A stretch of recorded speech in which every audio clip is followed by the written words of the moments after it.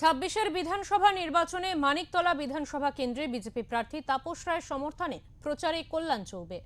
মানিকতলা উপনির্বাচনে সুপ্তি পাণ্ডের বিরুদ্ধে বিজেপি প্রার্থী হয়েছিলেন কল্যাণ চৌবে।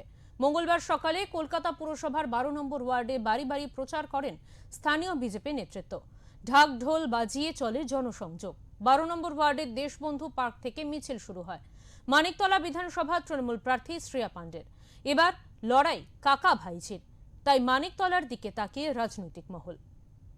26-এর বিধানসভা নির্বাচনে মানিকতলা বিধানসভা কেন্দ্রের বিজেপি প্রার্থী তাপস রায় সকাল সকাল কর্মী সমর্থকদের নিয়ে 12 নম্বর ওয়ার্ডে, কলকাতা পুরসভার 12 নম্বর ওয়ার্ডে সাধারণ মানুষের বাড়ি বাড়ি ক্যাম্পেনিংয়ে প্রচারে স্থানীয় নেতৃত্ব তারা করছেন এবং এই প্রচারে রয়েছেন কল্যাণ চৌবে।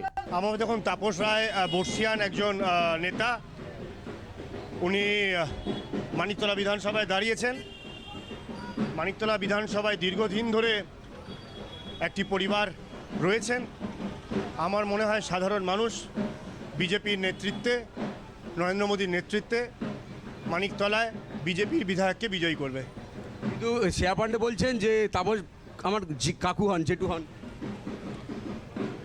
আমার মনে হয় এই বিষয়ে তাপসদা উত্তর দিতে পারবেন, কিন্তু তাপসদা নিজে একজন অভিজ্ঞ রাজনীতিবিদ এবং মানিকতলায় ভারতীয় জনতা পার্টির সমর্থন রয়েছে এবং মানিকতলায় তাপসদা এবার বিজয়ী হবেন এরকম আমরা মনে করি। মানিকতলা বিধানসভায় 26-এর বিধানসভা নির্বাচনে তৃণমূল কংগ্রেস প্রার্থী শ্রেয়া পাণ্ডে মাটি কামড়ে পড়ে রয়েছেন তাপস রায় এবং এই যে মিছিল, এই মিছিলে কিন্তু আমরা দেখছি যে প্রাক্তন ফুটবলার, ভারতীয় ফুটবলার কল্যাণ চৌবে তিনিও কিন্তু এই মিছিলে উপস্থিত রয়েছেন। কি বারের জন্য বিজেপিকে মানিকতলা বিধানসভায় সুযোগ দেওয়ার কথা। ক্যামেরায় রবি দত্তের সঙ্গে বিশ্বজিৎ, ওঙ্কার বাংলা।